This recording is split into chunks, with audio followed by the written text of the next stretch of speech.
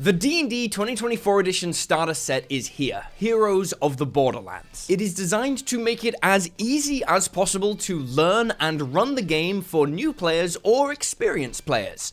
But is it any good? I have it on Roll20, who gave me early access, but they have no say in this video, and neither do Wizards of the Coast. All I want to know is, what do you actually get for your money here? Is it worth it if you are a new player? Is it worth it if you're an experienced GM just looking for some bonus materials? The core content of the book is framed around 3 adventures, and they are called adventures, but as you'll see, they're more like mini sandboxes. Then you've got 4 pre-generated character sheets from levels 1 to 3, monster tokens, player handouts, and treasure cards. Let's start with the characters. You get a dwarf cleric, a human fighter, a halfling rogue, and an elven wizard. You get all your equipment and your spells and your backgrounds all chosen for you, and they give you character sheets from levels 1 to 3. They also give you 2 character sheet options at level 3, letting you pick between 2 subclasses, which is actually, I like that. I think that's really cool. Each one also comes with a very small description, which kind of guides a new player on what to do. For example, the wizard one says, attack with cantrips or seize an opportunity to damage multiple enemies with spells like Burning Hands or Thunderwave. Be careful, you don't have many hit points. I do like them, but I don't think it's unreasonable to say that only giving 4 feels a little bit stingy. There's no half-caster representation here, and although I do understand not wanting to put a paladin in next to the cleric, there definitely was room for a ranger, just for that little bit extra choice. Still, nice to have for new players. I think someone coming in new, or from maybe Baldur's Gate 3, would be able to take these and get playing very quickly. But the real meat that makes or breaks this entire thing is the adventures, and they are not what you think. Let's talk about this. Hey, DM. What? You ready for tonight's game? Ready? Jeff, I 100% ready. Oh my god, I have nothing. I have nothing. Great, because I'm bringing a couple of extra people, including that girl you like. Oh god, he's bringing the girl I like. She's literally a woman. I need something impressive. Awesome, Jeff. I'll see you there. Okay, option 1. Burn the house down with me and Jeff inside it. Upsides, no one knows I have nothing for tonight. Downside, painful death for both Jeff and me. Option 2, there is no option 2. Wait, unless, yes, of course. Yes. Sorry, did you say something? Nah, man, I just got tonight's session covered. You were this close to being set on fire. One Shot Wonders Volume 2 is out now on Kickstarter. The award-winning collection of easy-to-use one-shot adventures has a sequel. 100 more adventures, each contained on 2 pages or less. Highly accessible for first-time GMs with tons of info and advice to start your journey, and 100+ ideas to inspire even the most experienced game masters. Perfect for grabbing games here and there without needing to commit to a year-long schedule, or for building out into a longer campaign. Save time on prep and enjoy just playing with adaptable content and endless inspiration, plus a map library of 100 D&D battle maps to have you covered for any environment to the end of time. Back it now on Kickstarter to get playing. Link in description.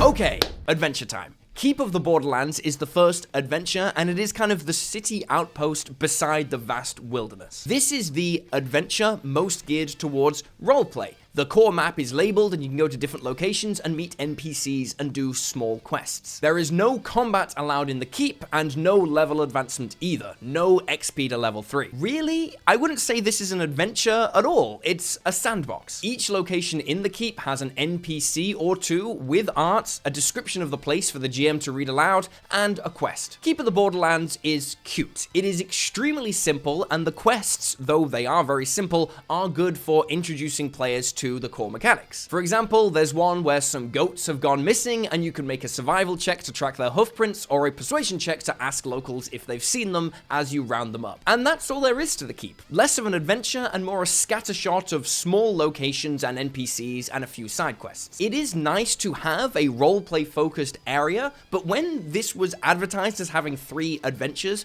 I would have assumed that meant you could run multiple sessions worth of combat in just the keep. That is not the case. However, that is absolutely the case for the combat-focused adventure Caves of Chaos. This place is pretty easy to understand with just the core map. Boom, you've got your caves, each one with a level requirement to enter. Go into Cave A, you get a little map. This is the Kobold Lair. I have this on Roll20, so all the monsters and stat blocks are set up for you and the maps are labeled. Honestly, this is probably the best reason to get it on a VTT to avoid any of the setup. You just dive in and go. Then the companion text for each cave includes a quest hook. In this case, kobolds stole a dragon egg to eat, but it hatched. Now, they don't know what to do with the copper dragon wormling. I won't spoil the cave, but each individual cave lasts between 60 to 90 minutes to play all the way through. And it's not just combat either. There's NPCs with dialogue, there's player choices which affect the end of each cave, there's traps you have to avoid, there's exploration. It's pretty good. All caves follow this basic format. They also say there's optional rules for increasing or decreasing the difficulty,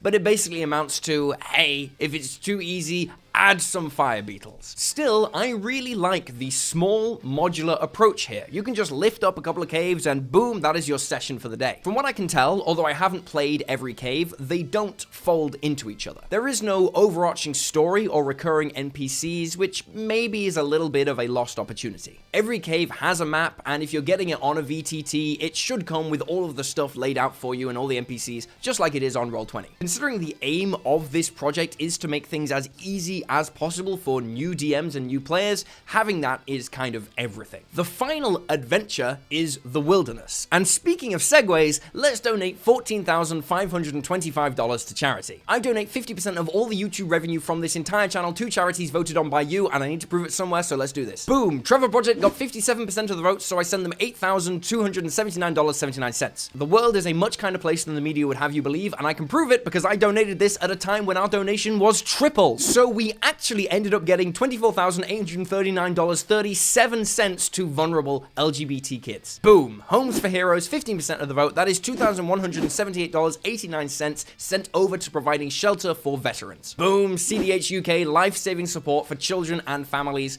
including my family. 14% equals $2,033.63. International Fund for Animal Welfare with the final 14%. That's another $2,033.63 to saving the animals. Thank you so much to everyone who voted and to you for watching these videos. Mostly thank you so much to everyone who supports on Patreon or through YouTube memberships. It is only because of you this channel exists, let alone that we're able to donate as much as we do. Okay, final adventure, let's talk the Wilderness. Contrary to the small contained modular caves, players essentially move through this region and the DM rolls random encounters which are essentially like mini quests. You can also only short rest when you're out in the Wilderness, no long rests until you return back to the keep. For example of what you can find, Region 1 is the Trail. There are then 4 encounters given that the GM can roll randomly while players travel along the trail. For example, the first random encounter is a wagon the players stumble across with no driver or horses. A simple investigation follows on from this mystery, and the players can find a little bit of gold and some treasure and some information which sows the seeds for a later random encounter featuring bandits. There are also random encounter tables for each region, so if the pace of the game is ever slowing down, you can just roll a d8 and say, oh look, an owl bear attacked you. I do get the vibe that the Wilderness is going for, but maybe it's a little bit undercooked for my taste. There's some handy resources here and some very short encounters and skill checks that you can pull out while players are moving through the Wilderness,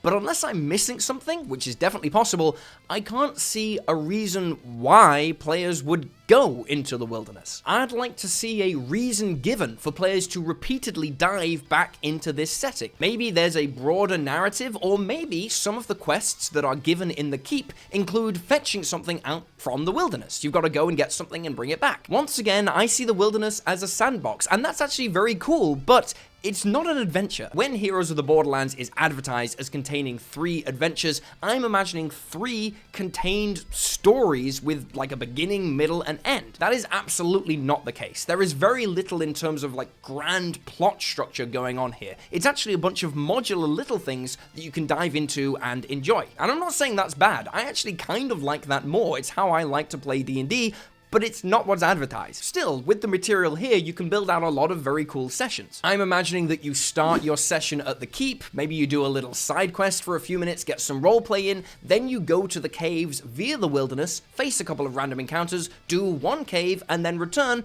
bing bang boom, that's a great session. And you could do that without ever repeating any content for at least 11 sessions. Throw in a couple of shopping trips, and that's like 3 months worth of content. There's obviously other stuff in the package as well. There's all the monster stat blocks that you need, there's tokens, there's treasures in the form of cards, which is always fun because you can shuffle up the cards and then draw one randomly whenever you find a magic item. With everything included on the digital package, I believe it's $15, and honestly, that is a lot of content for the value. Of course, we should remember that there are literally thousands of free ready-to-play one-shot adventures online, so having like 11 for 15 bucks it's good, but you can play D&D for free. D&D will always be free. If you're interested in just free D&D adventures for new parties, there's options like Wild Sheep Chase, Secrets of Skyhorn Lighthouse, Frozen Sick, that's one that Matt Mercer made, or The Wolves of Welton.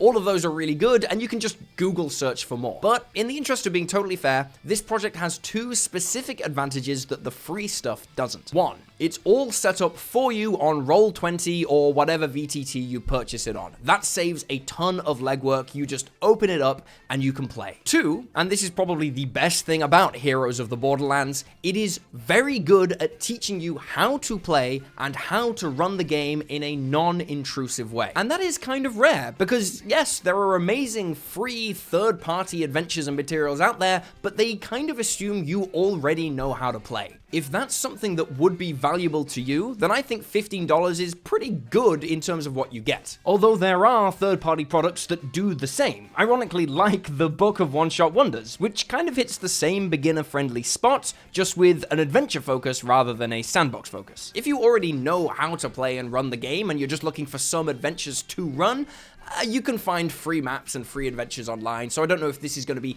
particularly worth the money. And even if you want tons of adventures, compendiums like One-Shot Wonders or stuff by the Arcane Library work out at pennies per session. It is a solid 7 out of 10 for me. I know the physical box I think is $60. That sounds like a lot. But the digital one, yeah, pretty good value. But I'm guessing at this point you probably already know if you want this. Hopefully this video has helped you make an informed choice with what you do with your money. And speaking of informed choices with money, why not grab some of the free D&D expansion content I have on Patreon right now? There's tons of great stuff on there, including a D&D expansion you can download and explore right now for free. If you want to help support these videos and this channel, you can also subscribe on there to get massive D&D expansions every single month and enable the charity stuff that we do. And yeah, that's all I've got. Remember to like and subscribe, check out other videos on the channel, and I'll see you next time.